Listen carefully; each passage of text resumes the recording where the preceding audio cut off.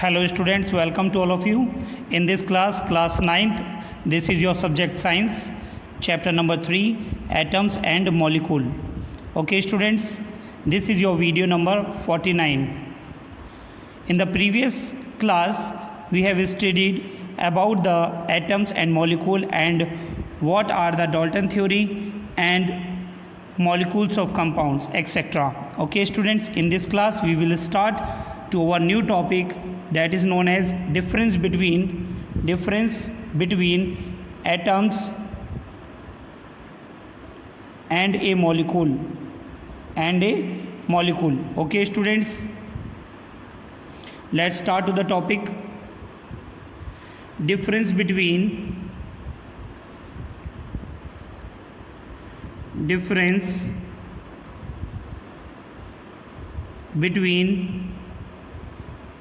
atoms and molecules. Okay students, what are the difference between atoms and molecule? Let's start. First of all, see on the board, an atom is the smallest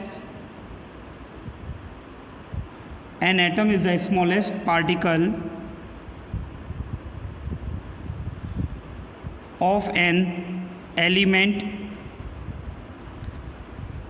which cannot be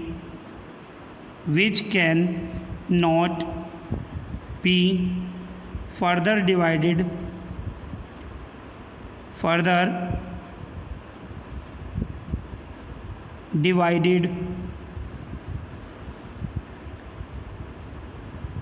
and it retains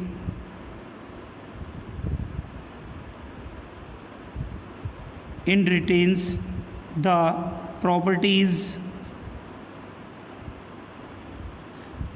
of the element तो बच्चों, आपको इसमें बताया गया है atom जो है एक स्मॉलेस्ट पार्टिकल है, ठीक है, किसी भी एलिमेंट का जो फर्दर डिवाइड नहीं होता है and retain it the properties of the element, जो प्रॉपर्टीज़ ऑफ द एलिमेंट को रिटेन करता है. ओके स्टूडेंट्स, नेक्स्ट पॉइंट देखेंगे बेटा. यहाँ पर हम एटम्स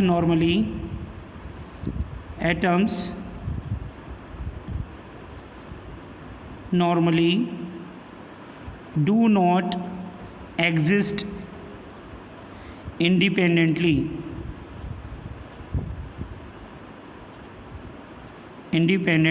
ओके स्टूडेंट्स, जो एटम्स हैं नॉर्मली एग्जिस्ट नहीं करते हैं.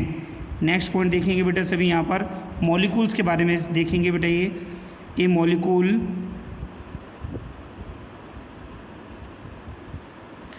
Is a chemical combination of two or more atoms. A molecule can be broken down into individual atoms, यानी मॉलिक्यूल्स को इंडिविजुअल एटम्स में ब्रेक डाउन किया जा सकता है. ठीक है स्टूडेंट्स, नेक्स्ट पॉइंट देखेंगे यहाँ पर बच्चों. मॉलिक्यूल्स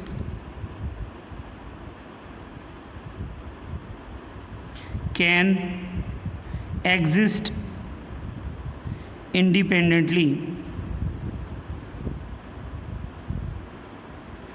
जो मॉलिक्यूल्स हैं वो इंडिपेंडेंटली एग्जिस्ट कर सकते हैं.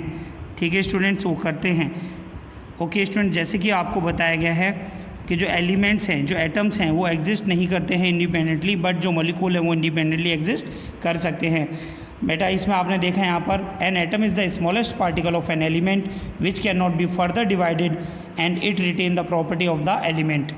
ठीक है students, atoms do not exist independently, but in the case of molecule is a chemical combination of two or more atoms. Molecule can be broken down into individual atoms molecules can exist independently. Okay students, next point बच्चों हम यहाँ पर सीखेंगे valency.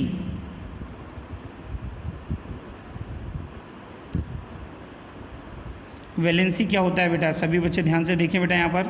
Valency, the combining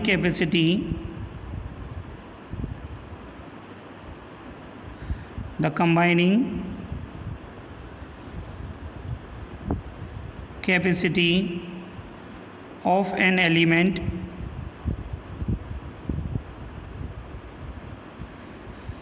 is known as its valency।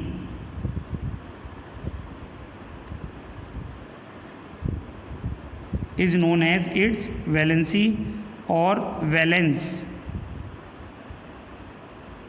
Okay students, तो हम इसे valence combining capacity of an element, यानी बच्चों कोई भी एलिमेंट अगर किसी दूसरे एलिमेंट के साथ में जब कंबाइन करता है, क्या किस कैपेसिटी से कंबाइन कर रहा है, कितने इलेक्ट्रॉन्स को गेन कर रहा है, कितने इलेक्ट्रॉन्स को लूज़ कर रहा है, तो that capacity is known as valency. Okay students, तो सभी बच्चे ध्यान रखेंगे इसे यहाँ पर, जैसे कि हम आपको एग्जाम्पल दिखा रहे हैं यहाँ पे, इसमें देखिए बेटा एग्जाम्पल देखिए सभी। तो यहाँ पर बच्चों मैं आपको एग्जांपल बता रहा हूँ, देखें यहाँ पर इसमें वैलेंसी के बारे में मैंने आपको समझाया कि combining capacity of an element is known as valency और वैलेंस। ठीक है स्टूडेंट, जैसे कि मैं यहाँ पर एक एग्जांपल लेके आपको दिखा रहा हूँ बेटा, जैसे हमारे पास एटॉमिक नंबर है 11 एंड मैंने लिया बच्चों ये सोडियम। ठीक है, सोडियम का क्या हमारा एटॉमिक नंबर कितना है बच्चों 11। तो यहाँ पर हम निकालेंगे बच्चों इसकी इलेक्ट्रॉनिक कन्फिगरेशन। इलेक्ट्रॉनिक कन्फिगरेशन का फॉर्मूला क्या होता है बच्चों 2n²। ठीक है, एंड n है यहाँ पर क्या होता है, n is equal to valence shell. ठीक है बच्चों, n is equal to valence shell होती है। जब आप n is equal to 1 put करते हैं तो आपका इलेक्ट्रॉनिक कन्फिगरेशन आती है बच्चों, इसमें आप 1 पुट करके देखेंगे तो 2 आएगा। n इज इक्वल टू जब 2 पुट करेंगे तो आपका बेटा यहाँ से 2 2 जा 4 2 जा 8 हो जाएगा। n इज इक्वल टू जब 3 पुट आप इसमें करते हैं तो आपका कितना हो जाता है बेटा 3 3 जा 9 9 2 जा 18। तो बेटा एंड सो ऑन। तो इस तरीके से आप इसमें वैलेंस इलेक्ट्रॉन्स को कैलकुलेट कर सकते हैं। चलिए देखते हैं बेटा इसमें सोडियम की वैलेंसी क्या है। जैसे कि जो मैंने आपको यहाँ सोडियम दिखाया है, तो इसमें सोडियम की वैलेंसी क्या होगी। तो सबसे पहले कि जैसा आपको दिखाई दे रहा है बेटा 11 एटॉमिक नंबर है सोडियम का। इसकी जब इलेक्ट्रॉनिक कन्फिगरेशन करते हैं बेटा, तो इलेक्ट्रॉनिक कन्फिगरेशन आती है इसकी 281। कितनी आती है बेटा 281। ठीक है, बट आउटर मोस्ट ऑर्बिट में अगर हमारे इलेक्ट्रॉनिक कन्फिगरेशन के अनुसार 2 8 18 एंड 32 एलिमेंट्स होते हैं। ठीक है, तो वहाँ पर वो जो शेल हैं वो हमारी स्टेबल सेल्स होती हैं, या फिर हम कहें इनर्ट गैस कन्फिगरेशन होती है। ओके स्टूडेंट्स, तो यहाँ पर हम देख रहे हैं हमारे पास वैलेंस शेल में जो हमारे पास जो इलेक्ट्रॉन है वो कितना है बच्चों, ओनली 1 इलेक्ट्रॉन है। ठीक है, इस 1 इलेक्ट्रॉन को या तो यहाँ पर बेटा थर्ड शेल के अकॉर्डिंग यहाँ पर 18 होने चाहिए। समझ में आ रहा है बेटा, तो यहाँ पर या तो 18 होना चाहिए। 18 होने के लिए कितने इलेक्ट्रॉन्स की ज़रूरत होती है 17। तो जैसे कि आप देख रहे हैं यहाँ से 18 होना चाहिए, तो 17 की ज़रूरत है। या फिर इसकी जो प्रीवियस क्लास है, प्रीवियस क्लास में कितने इलेक्ट्रॉन्स है बेटा यहाँ पर 8। तो 8 करने के लिए यहाँ पर हमें कितने इलेक्ट्रॉन्स की ज़रूरत है बच्चों 7। ठीक है, या तो इसमें 7 इलेक्ट्रॉन कहीं से आ जाएं, कोई दूसरा एलिमेंट आए और वो इसे 7 इलेक्ट्रॉन दें, या फिर ये 1 इलेक्ट्रॉन किसी को देकर अपनी क्लास को ये स्टेबल कर लें। तो यहाँ पर पॉसिबिलिटी क्या है, तो बेटा आपको नज़र आएगा जो आपकी कंबाइनिंग कैपेसिटी है जितनी कम होगी, या तो हमें किसी से इलेक्ट्रॉन लेना पड़े या किसी को इलेक्ट्रॉन देना पड़े, तो जितना कम से कम हम देंगे तो बेटा वही हमारी वैलेंस इलेक्ट्रॉन्स होते हैं। तो यहाँ से हम वो 1 इलेक्ट्रॉन को देकर जो सोडियम है वो अपना पॉजिटिव आयन बना लेता है।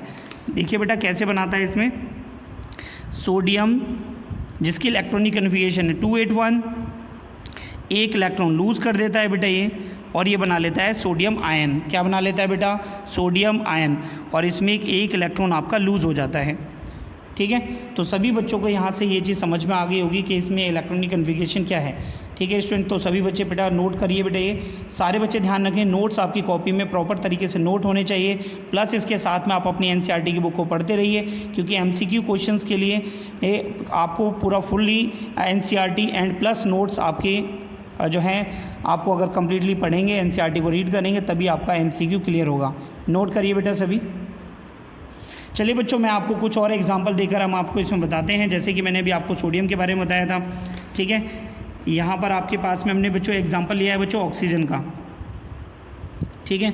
ऑक्सीजन, ऑक्सीजन का एटॉमिक नंबर क्या होता है? सबसे पहले बेटा इसका सिंबल देखिए, सिंबल होता है इसका ऑक्सीजन O, ठीक है। इसका एटॉमिक नंबर होता है बच्चों 8, ठीक है। अब यहाँ पर हम क्या निकालेंगे? यहाँ पर इलेक्ट्रॉनिक कन्फिग्रेशन करेंगे तो बेटा कितना आएगा? फर्स्ट सेल में 2 आ जाएगा। अब रिमेनिंग कितना बचा है यहाँ पर बच्चों? 6, तो इसका सेकंड सेल में हो जाएगा बच्चों 6, ठीक है। सेकंड सेल में इलेक्ट्रॉनिक कन्फिग्रेशन के अनुसार आपके बेटा 8 इलेक्ट्रॉन होने चाहिए, ठीक है, जैसा मैंने अभी आपको समझाया था, ठीक है। अब आप यहाँ पर देखें, या तो ये 6 इलेक्ट्रॉन किसी को दे दें या 2 इलेक्ट्रॉन किसी से ले लें। तो बेटा 6 इलेक्ट्रॉन किसी को देना इतनी पॉसिबिलिटी नहीं है, उसके लिए हाई अमाउंट ऑफ एनर्जी भी होनी चाहिए रिलीज़ करने के लिए फ्रॉम द वैलेंस सेल, तो इसीलिए यहाँ पर ये 2 इलेक्ट्रॉन को गेन करेगा। तो बेटा गेन करने के बाद ये कैसी रिएक्शन करेगा? आप देखें यहाँ पर कि आपके पास में जो ऑक्सीजन है, ठीक है, ऑक्सीजन 2 इलेक्ट्रॉन्स को गेन करने के बाद ये आपका जो है ऑक्सीजन 2- इस तरीके से बना लेता है, ठीक है। तो आप यहाँ पर कह सकते हैं hence the valency of oxygen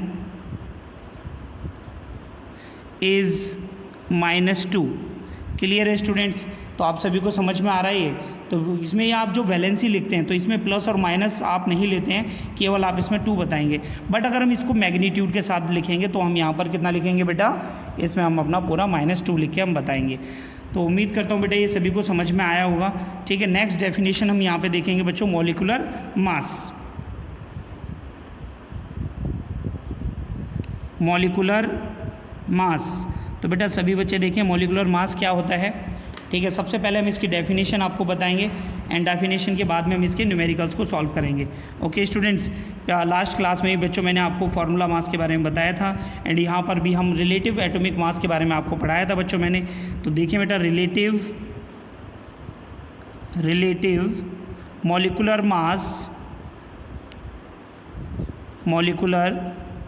मास और simply mass of a substance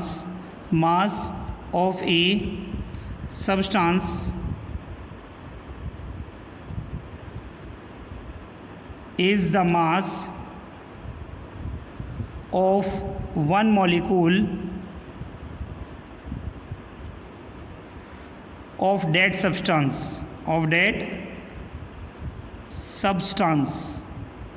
ठीक है स्टूडेंट्स। एंड ये जो डेड सब्सटेंस, जो हमारा सब्सटेंस निकल के आता है, इसको हम रिलेट करते हैं बेटा and relative to 1/12 mass of atom of carbon 12, ठीक है स्टूडेंट्स। तो यहाँ पर आप देख रहे हैं ये डेफिनेशन काफ़ी कॉम्प्लिकेटेड आपको नज़र आ रही होगी बेटा ये, ठीक है, लेकिन ये इतनी कॉम्प्लिकेटेड नहीं है। आप इसमें अभी मैं आपको एग्जांपल और न्यूमेरिकल करके दिखाता हूँ तो काफ़ी ज़्यादा इजी हो जाएगा बच्चों आपके लिए। चलिए बेटा एक एग्जांपल यहाँ पर मैं आपको दिखाता हूँ। एक question number 1, calculate the molecular mass, calculate the molecular mass of number first water molecule. Water molecule का फॉर्मूला क्या होता है बच्चों? H2O। Number second sulphur dioxide,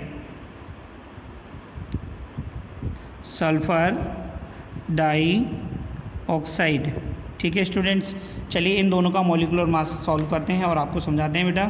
तो सभी बच्चे देखें इसमें कैसे सॉल्व करेंगे। सबसे पहले हम निकालेंगे बेटा molecular mass of water molecule, molecular mass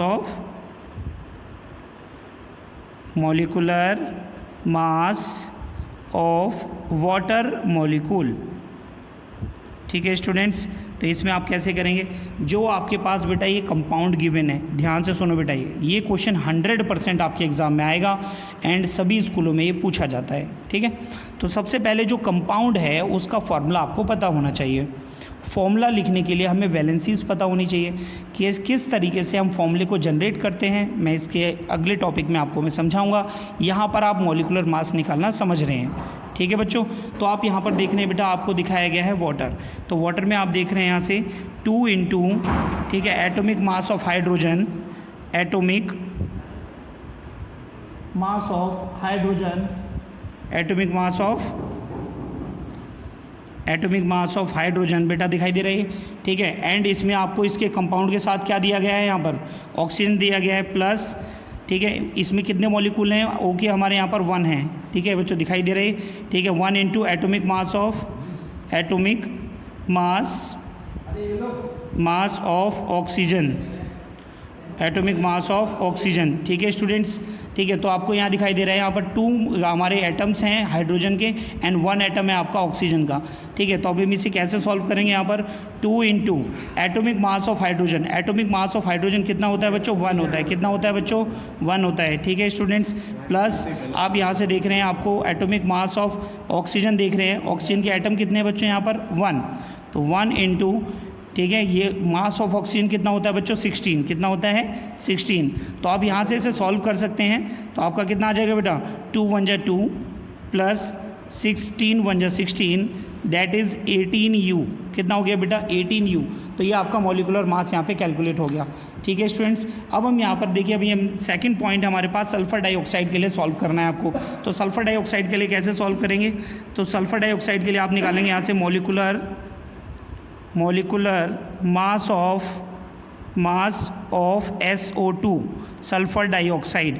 तो बेटा यहाँ पे देख रहे हैं आप सल्फर में आपके एटम कितने हैं, यहाँ पर सल्फर में एटम आपको 1 दिखा रखा है, ठीक है, कितना है 1। तो आप यहाँ से लिखेंगे इसमें 1 into atomic mass of sulphur, atomic mass of sulphur, ठीक है students, plus 2 into atomic mass of oxygen, 2 into atomic mass of oxygen. बहुत सिंपल है बेटा, जो भी आपका जो कंपाउंड है, अगर कंपाउंड का फॉर्मूला अगर आपको पता है तो आप इजीली से सॉल्व कर पाएंगे, ठीक है। अगर आपको फॉर्मूला नहीं पता होता है तो इसमें आपको प्रॉब्लम आ सकती है, ठीक है। और वो प्रॉब्लम भी शॉर्ट आउट हो जाएगी, कैसे होगी, वैलेंसीज़ को याद करके। कैसे होगी बेटा, वैलेंसीज़ को याद करके, ठीक है। चलिए इसे सॉल्व कर लेते हैं बेटा।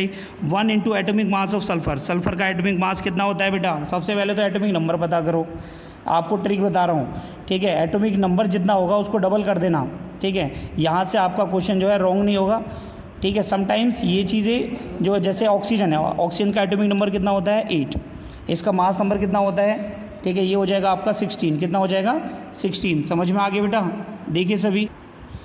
तो बेटा हम आपको यहाँ पर बता रहे हैं atomic mass of sulphur.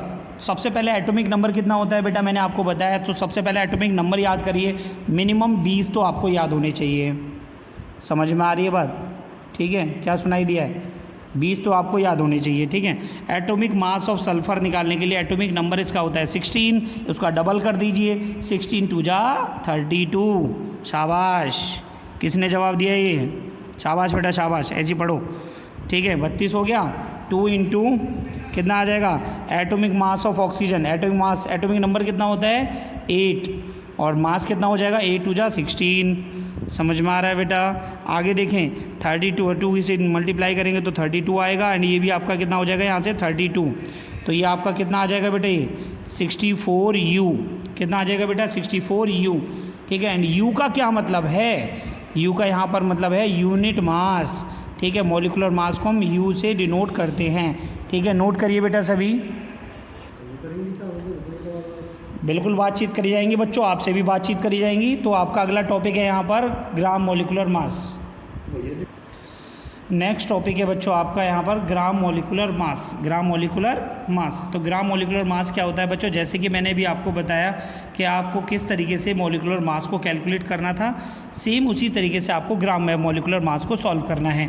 Gram molecular मास क्या होता है बेटा, कि जो मॉलिकुलर मास आपको ग्राम में सॉल्व करने को बोला जाए उसे आप ग्राम मॉलिकुलर मास कहते हैं, ठीक है। मॉलिकुलर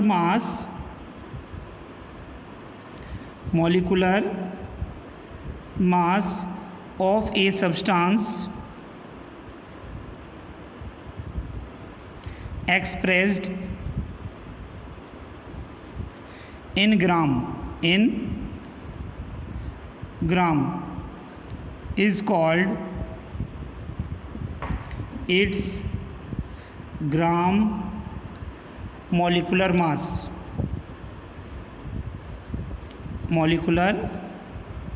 मास। ठीक है बच्चों, तो यानी molecular mass of a substance expressed in gram is called as gram molecular mass. जैसे कि बच्चों अभी अभी आपको मैंने एक एग्जांपल कराया था, वाटर का मॉलिकुलर मास आपने सॉल्व किया था। ठीक है, अभी आपने सॉल्व किया वाटर का, तो हम यहाँ पे ग्राम मॉलिकुलर मास के लिए लिखेंगे, तो कैसे लिखेंगे? ग्राम मॉलिकुलर मास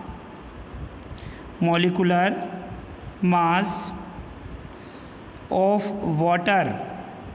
तो वाटर का आपने कितना सॉल्व किया था बच्चों? 44। ध्यान आ रहा है? सॉल्व करके देख लीजिए यहाँ से। 2 × 1, हाइड्रोजन का 1 होता है 2 एंड प्लस आपका 16 क्या नाम है, मास ऑफ द कितना हो गया इसका, कितना होता है इसका मास ऑफ वाटर कितना होता है बच्चों? मास ऑफ वाटर होता है आपका 16 और ये 2 कितना हो गया? 18। तो बच्चों यहाँ पर आएगा आपका 18 ग्राम। क्लियर है स्टूडेंट्स? ठीक है, इसी तरीके से ग्राम molecular mass of carbon dioxide. ठीक है, तो ये कितना आ जाएगा बच्चों आपका? 44 ग्राम। तो बच्चों आपने देखा यहाँ पर ग्राम मॉलिकुलर मास को कैसे सॉल्व किया जाता है। ठीक है, ग्राम मॉलिकुलर मास को आप जब ग्राम में नोट करेंगे तो आप इसे बोलेंगे ग्राम मॉलिकुलर मास। सिंपल है। ठीक है स्टूडेंट, अब हम निकालेंगे इसमें नंबर ऑफ मॉलिक्यूल। क्या निकालेंगे बेटा? नंबर ऑफ ग्राम मॉलिक्यूल के लिए आपका एक इंपॉर्टेंट फॉर्मूला है, सभी बच्चे ध्यान से देखें यहाँ पर। Number of gram molecule, number of gram molecules को सॉल्व करने के लिए आप सभी स्टूडेंट्स क्या करने वाले हैं बेटा? नंबर ऑफ ग्राम मॉलिक्यूल निकालेंगे। तो इसमें आपको मास ऑफ द सब्सटेंस जो भी आपको क्वेश्चन में गिवन आएगा, mass of the substance in gram to the molecular मास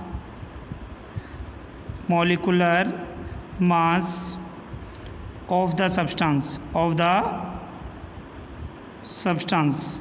ठीक है बच्चों, तो यानी मास ऑफ द सब्सटेंस, जो भी मास आपको गिवन होगा, ठीक है, न्यूमेरिकल में, तो उसको हम डिवाइड कर देंगे molecular mass of that substance, उसी सब्सटेंस के मॉलिकुलर मास से। तो इस तरीके से आप इसे सॉल्व कर सकते हैं नंबर ऑफ ग्राम मॉलिक्यूल्स को। ओके स्टूडेंट्स, चलिए एक न्यूमेरिकल मैं आपको यहाँ पर बताता हूँ बेटा। ये न्यूमेरिकल जो मोस्ट इंपॉर्टेंट है, ठीक है, तो सभी बच्चे बिल्कुल ध्यान से देखेंगे और सीखेंगे बेटा इसे। क्वेश्चन नंबर 1 है आपका glucose has the molecular formula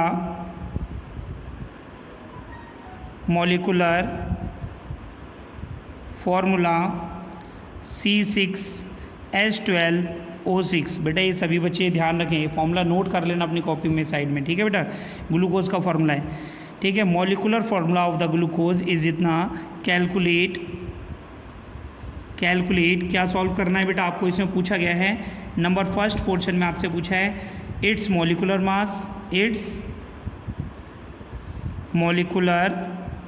mass, number second number of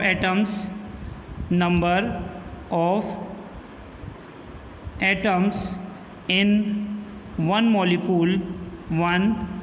molecule of glucose, यानी ग्लूकोज के 1 मॉलिक्यूल में आपके कितने नंबर ऑफ एटम्स होते हैं, ये आपको सॉल्व करना है। ठीक है स्टूडेंट्स, नंबर थर्ड पार्ट में आपसे पूछा गया है the number of gram molecule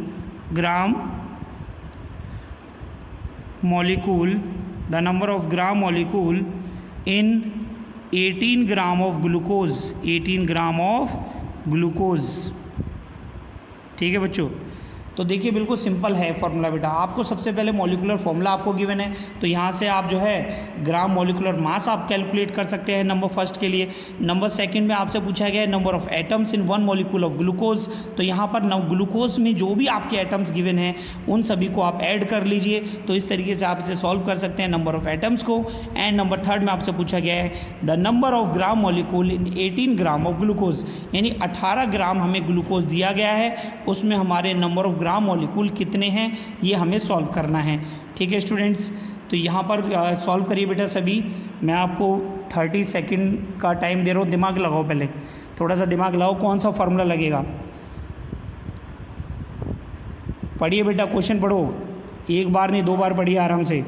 ठीक है। फॉर्मूला आपको दिया गया है, सामने दे रखा है बेटा, ग्लूकोज का क्या फॉर्मूला है, ठीक है। आपको इसमें इसे सॉल्व करना है, तो आपको इसमें निकालना होगा। इसमें देखिए आप सभी क्या फॉर्मूला दिया गया है, देखिए सभी इसमें। तो सभी बच्चों ने लगा लिया बेटा दिमाग। बेटा सिंपल सा है, सामने मैंने फॉर्मूला लिख रखा है, तो इतना ज़्यादा सोचने वाली बात भी नहीं, अगर जिस बच्चे को नहीं समझ में आया हो तो, ठीक है। चलिए सॉल्व करके मैं आपको दिखाता हूँ इसे। फर्स्टली आपको क्या करना है, इसमें मॉलिक्यूलर मास निकालना है, ठीक है बेटा। तो अब लिखेंगे इसमें मॉलिक्यूलर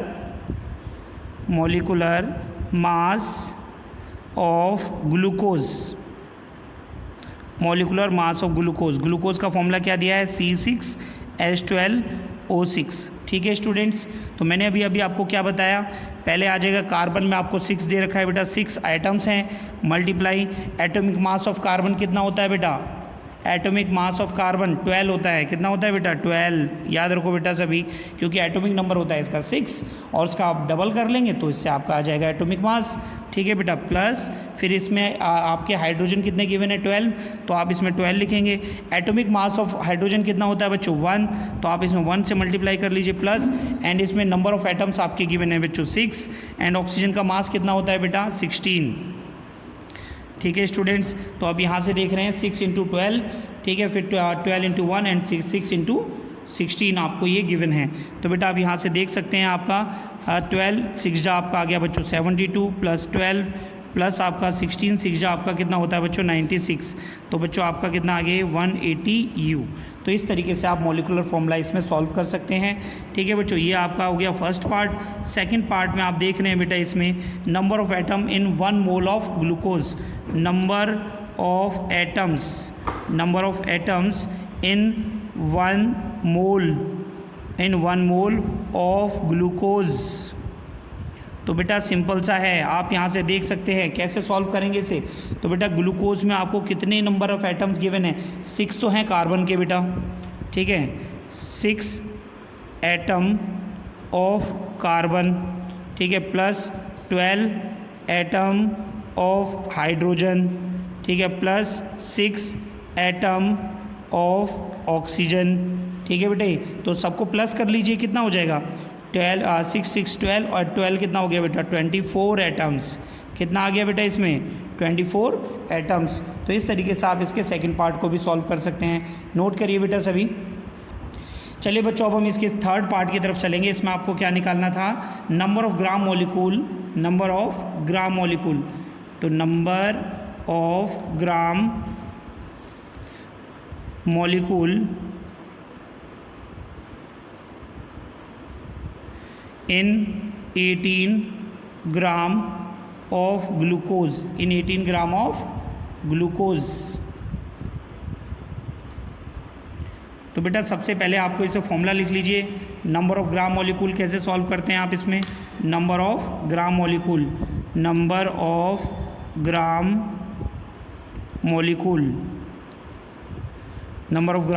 इज इक्वल टू कितना आ जाएगा बेटा, mass of the substance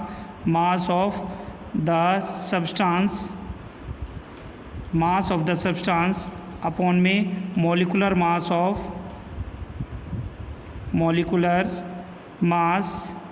of the substance, ठीक है स्टूडेंट्स। एंड ये आपके दोनों किस में लिए जाते हैं बेटा, ग्राम में लिए जाते हैं। तो बेटा इस क्वेश्चन में आपको क्या गिवन है, नंबर ऑफ ग्राम मॉलिक्यूल किस में निकाल रहे हो, ग्लूकोज में, C6H12O6 में आप निकाल रहे हैं। और मास ऑफ द सब्सटेंस कितना गिवन है 18 ग्राम, 18 अपॉन में मॉलिक्यूलर मास हमने कितना सॉल्व किया था बेटा, ये देखिए मैं आपको दिखा देता हूँ। यहाँ पर आपने सॉल्व किया था 180U मॉलिक्यूलर मास, तो ये आपका आ जाएगा यहाँ पर 180, ठीक है स्टूडेंट्स। तो आप यहाँ से देख रहे हैं 18 1 जा 18 एंड 18 10 जा 180, तो ये हो गया 1/10, तो ये हो गया बेटा आपका 0.1। तो ये आपका क्या आ गया, hence number of gram molecule in 18 gram of C6H12O6 is 0.1। तो बेटा ये आपका यहाँ पर आंसर हो गया।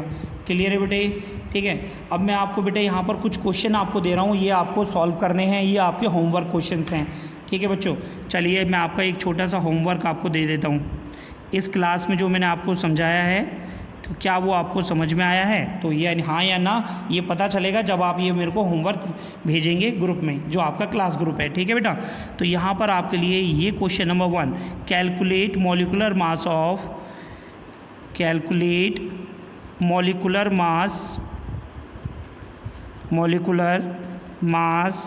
Of sugar.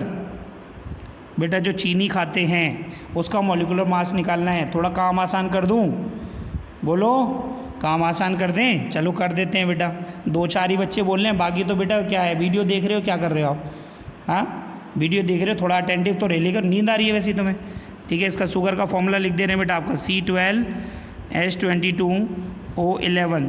ठीक है स्टूडेंट्स, तो ये आपका फॉर्मूला है C12H22O11। ये आपको इसमें मॉलिकुलर इसका जो है मास आपको निकालना है। ठीक है, एक और आपको हम यहाँ पर जो है फॉर्मूला हम आपको बता रहे हैं, क्वेश्चन और देते हैं। राइट एन एग्जाम्पल ऑफ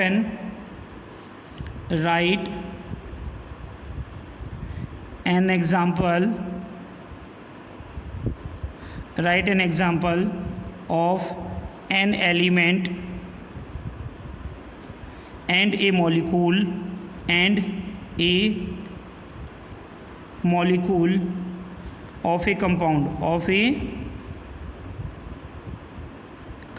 ठीक है बेटा, तो ये क्वेश्चन आपको सॉल्व करने हैं। अगर आपको कोई भी प्रॉब्लम आती है तो आप मेरे नंबर पे बेटा मैसेज और कॉल भी कर सकते हो, आप आराम से पूछ सकते हो मेरे से।